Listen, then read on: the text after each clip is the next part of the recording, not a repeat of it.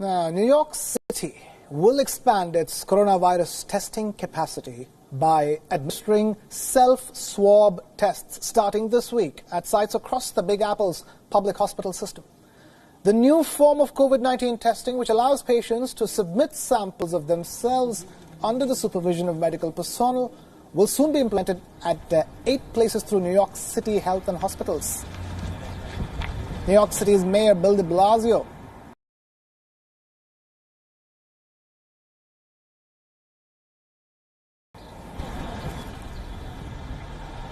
There is a better way to do testing, there is an easier way to do testing, and there is a safer way this week.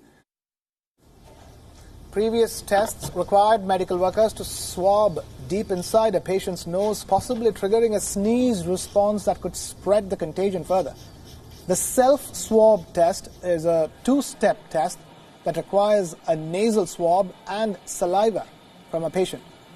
This new way of testing is a better option to protect healthcare workers from exposure and also saves on personal protective equipment in the process. They go into another room for privacy, and the patient takes something that's basically a sterile Q-tip, puts that in their nose. They don't have to go way deep, just enough to get a sample. They, forgive my bluntness, they spit into a cup, and those 2 samples provide enough information for the testing to be done. This matters and test seekers to keep a safe distance, reduce the need to devote healthcare workers to administering tests, and allow clinics to administer as many as 20 tests an hour instead of the current 15.